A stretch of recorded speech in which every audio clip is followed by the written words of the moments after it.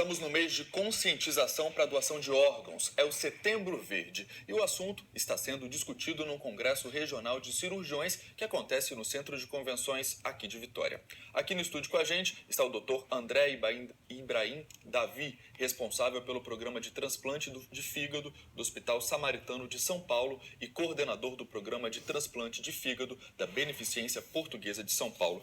Bom dia, doutor. Obrigado pela participação do senhor aqui no Bom Dia Espírito Santo. Bom dia. Bom dia, doutor. Vamos começar falando que a gente recebeu um dado de que aqui no Espírito Santo cerca de 40% das famílias não autorizam a doação em caso de morte cerebral. O senhor acredita que isso é mais por medo ou por falta de informação? Eu tenho certeza que é por falta de informação. Por quê? Porque quando nós temos alguma variável em que há uma motivação para o transplante, como falecimento de alguma pessoa que entrou na mídia ou a imprensa deu um comunicado e houve uma doação dos órgãos, isso gera um ciclo positivo de interesse pela doação. Isso estimula? Estimula. Infelizmente, é uma situação crítica, na qual a família perde um ente querido e tem que optar pela doação. Realmente não é fácil. Nós temos equipes especializadas que não estão vinculadas às equipes de transplante, que promovem esse contato com a família e fazem uma abordagem mais ampla sobre essa situação. Então, vamos levar um pouquinho de informação então para a população. Em que caso o transplante é possível fazer a doação de órgãos, no caso? Então, o que acontece é que a possibilidade da morte do cérebro, o que a gente chama de morte encefálica, faz com que o paciente tenha o falecimento decretado, isso por já consento do Conselho Federal de Medicina desde o ano 2000, e isso faz com que você possa fazer o que a gente chama de cirurgia de retirada, ou seja, as equipes vão ao hospital onde está esse falecido e retiram os órgãos ainda com o coração batendo. Então essa é a nova possibilidade que veio, né, nos últimos 30 anos, em que você consegue uma boa qualidade dos órgãos. E com isso você promove transplante de coração, pulmão, fígado, pâncreas, rim, intestinos.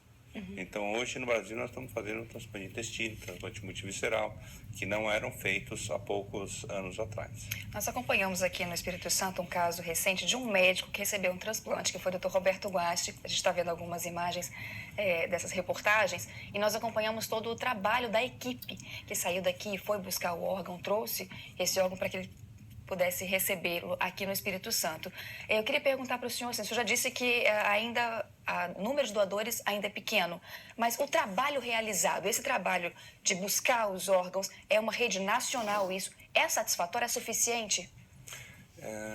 Eu acredito que não, mas não que não seja suficiente pela infraestrutura atual, mas sim pelo número de transplantes que nós precisaríamos fazer. Então nós fazemos hoje menos de 2.000 transplantes de fígado por ano no Brasil. Precisaremos fazer em torno de 4.000. Transplante de rim, a mesma coisa. Nós fazemos em torno de 4.000, precisaremos fazer 6.000. Então, esse é um número que sugere que a gente ainda tem uma margem ainda para crescer. Claro que o que tem sido feito ultimamente, em termos de mobilização e disponibilidade de aeronave, é importante. E isso facilita, mas se nós dependermos de aeronave para fazer esse monte de transplante, realmente a gente não vai conseguir, porque o caminho não é esse. O caminho é a melhoria do serviço que está tratando desse potencial doador, a melhoria nas informações, a melhoria nessa abordagem da família, quando esse evento adverso acontece e você consegue comunicar a família de uma maneira adequada, para que a família se sinta confortável, que tudo foi feito em prol daquele paciente, o falecimento infelizmente ocorreu e daí para frente eles poderiam tomar uma atitude que beneficiasse a sociedade. Então é toda uma sequência que tem que ser bem estabelecida. Aí a gente vai conseguir aumentar. Chegou uma pergunta aqui pra gente de um telespectador nosso, é o Franco Sérgio. Ele pergunta assim, quem garante que o órgão vai chegar realmente a quem precisa, sem correr risco? Ele fala que até de venda de órgãos. Acontece aqui no Brasil, Isso é um venda de mito, órgãos? né? Não, isso não acontece e nós podemos também assegurar isso, porque o sistema é totalmente transparente. Então nós temos tudo na internet, tem o site da Central de Transplante, na qual os pacientes acompanham o seu posicionamento na fila de espera. A doação de órgãos ela tem que ser feita no hospital, que tem que cumprir uma série de pré-requisitos para confirmação dessa morte cerebral, e isso é feito por uma equipe, por vários médicos, por vários profissionais, e não tem como ocorrer esse tipo de situação. Realmente, infelizmente, a gente escuta falar uma ou outra coisa, mas o nosso sistema é muito transparente e é muito eficiente. Uma prova disso é que o Brasil hoje é o segundo maior país em termos absolutos de número de transplante. Então, nós só perdemos para os Estados Unidos e não temos dados da China, ninguém tem dados da China, mas o Brasil está logo em segundo, atrás dos Estados Unidos. Por que você tem os dados da China? Porque o governo chinês não comunica. Os trabalhos científicos chineses, eles trazem dados dos serviços da China.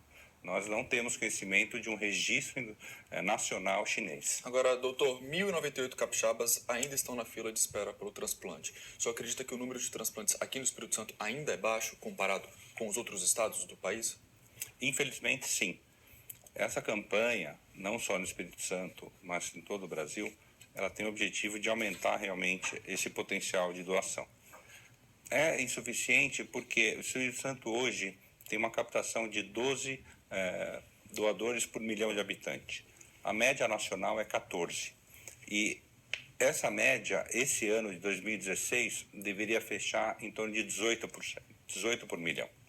Então, nós temos feito um trabalho junto à Associação Brasileira de Transplante de Órgãos, no sentido de identificar regionalmente onde que estão os problemas de cada setor, de cada organização de procura de órgãos, que é um trabalho que o professor Medina tem feito junto com o professor Manfred lá na BTO, que é muito minucioso para realmente fazer o diagnóstico e identificar a possibilidade de melhoria. Agora, doutor, para a gente finalizar então, se eu quero ser um doador de órgãos, eu posso deixar isso escrito em algum local ou eu tenho que conversar com a minha família? O mais importante é você comunicar para sua família. Não precisa deixar nada por escrito, mas no momento em que você coloca essa motivação, com certeza os familiares, se infelizmente ocorrer algum evento, eles vão lembrar desse dia, vão lembrar desse momento e, na verdade, é um conforto. Nós vemos que as famílias ficam confortáveis de doar os órgãos do ente querido quando ele expressou isso em vida, essa intenção. Então, nosso trabalho é muito gratificante. Obrigado, então, doutor André Ibrahim Davi, falando sobre o Setembro Verde, que é um mês de conscientização para doação de órgãos. Obrigado pela participação do senhor aqui no Bom Dia Espírito Santo. Obrigado a vocês pela oportunidade. Lembrando que hoje acontece um congresso, né, aqui em Vitória, com cirurgiões de todo o país. Nós já temos já uma participação grande, mais de 1.000 inscritos no congresso do quarto setor, que é o sexto congresso do Colégio Brasileiro de Cirurgiões daqui da região. E entre os assuntos será discutido o transplante de órgãos. Obrigada pela sua presença, viu? Bom dia.